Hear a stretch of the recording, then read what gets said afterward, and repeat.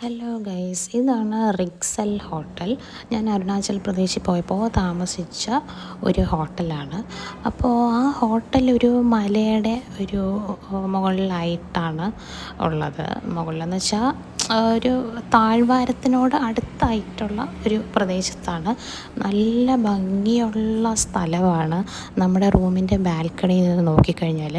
പിന്നെ ഈ ഹോട്ടലാണെങ്കിലും ഭയങ്കര വലിയൊരു ഹോട്ടലാണ് കേട്ടോ. നമ്മൾ ഒട്ടും പ്രതീക്ഷിക്കില്ല അരുണാചൽ പ്രദേശ് പോലുള്ളൊരു സ്ഥലത്ത്, അതായത് ഉൾഗ്രാമങ്ങളിലോട്ട് പോകുമ്പോൾ ഇത്രയും മനോഹരമായിട്ടുള്ള ഹോട്ടൽ കാണുമെന്ന്. പിന്നെ എന്നെ അതിശയിപ്പിച്ചതാണ് ഇതുപോലത്തെ ചെടികൾ. അവിടെ ഓറഞ്ച് ഉണ്ടായിരുന്നു, പിന്നെ പെർസിമോൺ എന്ന് പറയുന്ന ഒരു ചെടിയുണ്ട്, പിന്നെ കിവി തോട്ടമുണ്ട്. ഇതെല്ലാം ഇവർക്ക് സ്വന്തമായിട്ടുള്ളതാണ്.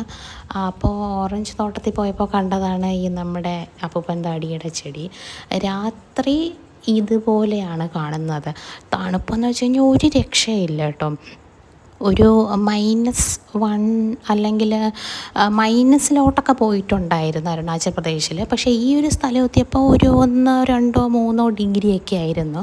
നമുക്ക് സ്വെറ്ററോ ഒന്നും ഇല്ലാതെ നമുക്ക് ഇരിക്കാനൊക്കില്ല. പക്ഷേ മുറിക്കകത്ത് നല്ലൊരു സഹിക്കാൻ പറ്റുന്ന തണുപ്പേ ഉണ്ടായിരുന്നുള്ളൂ. പിറ്റേന്ന് രാവിലെ ആയപ്പോൾ വീണ്ടും മനോഹരമായിട്ട് നമ്മുടെ താഴ്വരയും മലനിരകളും ഒക്കെ കാണാൻ തുടങ്ങി.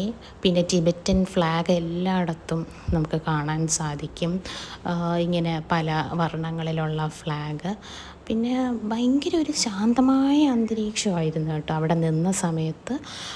നല്ല ക്ലൈമറ്റും. എനിക്ക് മൊത്തത്തിൽ അരുണാചൽ പ്രദേശിലെ ആ ഒരു ഭൂപ്രകൃതിയും കാലാവസ്ഥയൊക്കെ ഇഷ്ടപ്പെട്ടു.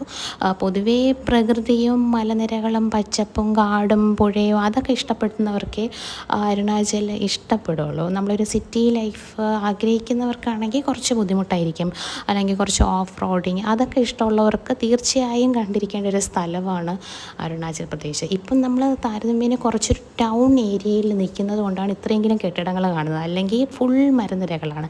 അപ്പോൾ